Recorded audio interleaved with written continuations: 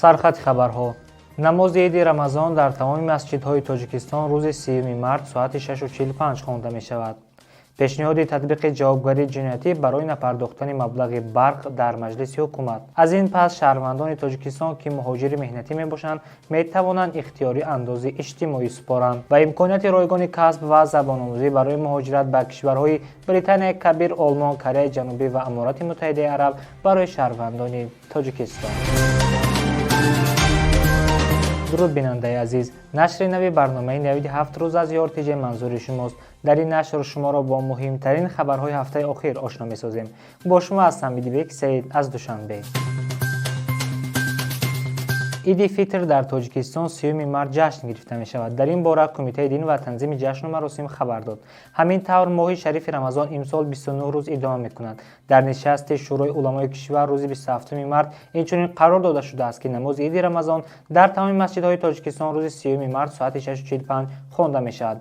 منبع می نویسد در نشست امام خطیبان وظیفه‌دار شدند که مردم را برای رسانیدن کمک مادی به محتاجان و نیازمندان، اینچنین پیشگیری اسرافکاری‌ها در روزهای عید و صرفه و سرشته‌کاری دعوت نمایند. طبق قرار شورای علما امسال فطر روز 8 سامانی، نصاب زکات از 36000 سامانی 900 سامانی و فدیه سوم برای صاحبان عذر شرعی 480 سامانی معین گردیده است.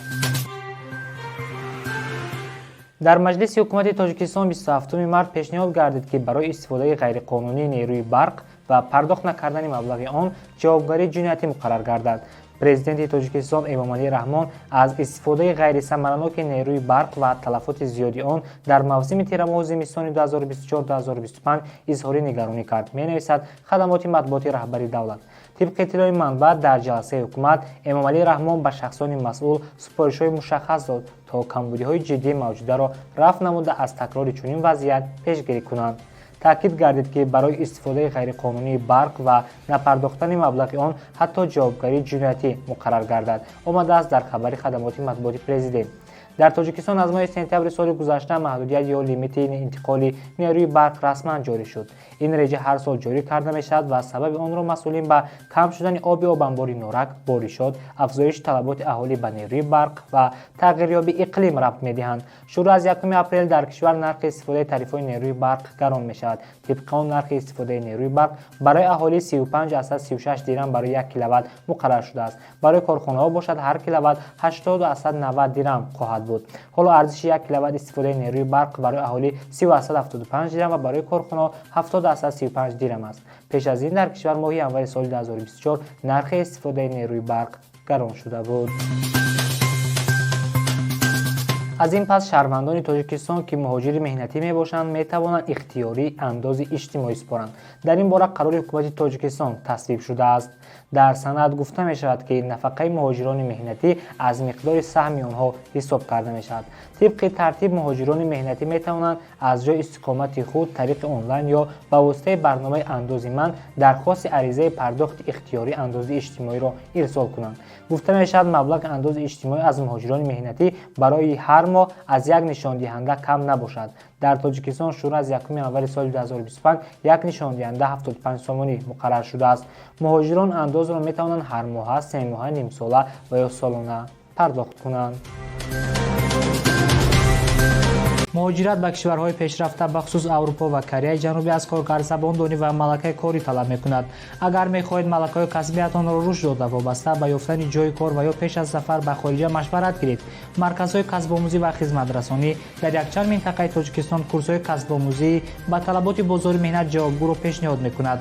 کورس‌ها از 2 هفته تا 3 ماه دوام می‌کنند و کاملا رایگان می‌باشند. مرکزهای کسب آموزی 21 کورس را پیشنهاد می‌کند و همه شهروندان از 16 ساله بالا می‌توانند در آنها اشتراک کنند.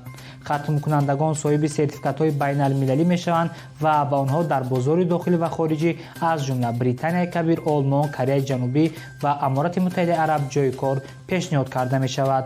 همه خدمت رسانی‌ها در مرکزها در دایره لایحه بهترسازی ملکه‌های کسب آموزی و امکانات‌های با کار تامین‌شوی وزارت مهنت، مهاجرت و شغل اهالی و بانک آسیای رشد پیشنهاد می‌گردند. رقم‌ها برای تماس در زیر اکران‌های شما. раисати вазорати корои дохилӣ дар шаҳри душанбе аз волидайн ва шахсони онҳоро ивазкунанда даъват кард ки дар рӯзи иди рамазон кӯдаконро беназорат нагузоранд. ба иттилои милитсия, ҳар сол дар рӯзҳои ид бахусус иди рамазон ва қурбон бинобар беназоратии кӯдакон, садамаҳои нақлиётӣ, бедаракшавии ноболиғон ва дигар қонуншиканиҳо бо иштироки наврасон ба қайд гирифта мешаванд. барои пешгирии ҳодисаҳои нохуш, милитсия аз волидайн хоҳиш намудааст ки кӯдаконро дуру дароз беназорат нагузоранд ва шабгардию оварагардии онҳоро пешгирӣ намоянд. ҳамзамон таъкид шудааст ки дар ҳолати вайрон кардани қонун аз ҷониби кӯдакон нисбат ба волидайн чораҳои дахлдори ҳуқуқӣ андешида хоҳад шуд. ёдовар мешавем ки соли гузашта тибқи тағйири иловаҳои нав ба қонун дар бораи танзими ҷашну маросим дар ҷумҳурии Тоҷикистон, ки дар як ҷаласаи парлумони кишвар қабул гардид, идгардак барои кӯдакон манъ карда шуд. як зани зодаи Тоҷикистон дар Узбекистон ба 5 соли зиндон маҳкум шуд.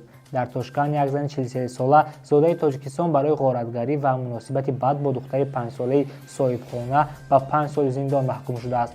расонаҳои ӯзбекӣ менависанд, зан барои дуздӣ ба маблағи 118 миллион сум ё зиёда аз $9000 аз манзили як сокини Тошканд, ки дар он ҷо кор мекард, инчунин барои муносибати бад бо духтари хурдсоли ӯ гунаҳгор дониста шудааст. шаҳрванди Тоҷикистон дар суд қисман гуноҳро эътироф намуда изҳор доштааст, ки на 118 миллион сум, балки ҳамагӣ 8 миллион сум, тақрибан $600 дуздидааст. ҷавоби зан дар бораи рафтори бад бо духтари хурдсол маълум нест. расонаҳои ӯзбекӣ менависанд, аз рӯи гуфтаҳои шоҳидон ва навори дурбинҳо зан чанд маротиба духтари 5-соларо задааст. суд инчунин ин занро муваззаф кардааст, ки 110 миллион сум, тақрибан $8500 ҷарима пардохт кунад. назари зан ва наздиконаш ба иттиҳом ва вакили дифоъ доштани ё надоштани ӯ маълум нест.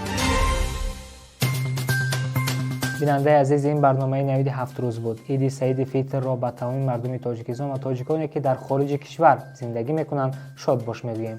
бо мо бошед ва дар саҳифаҳои мо дар шабакаҳои иҷтимоӣ обуна шавед. хайр.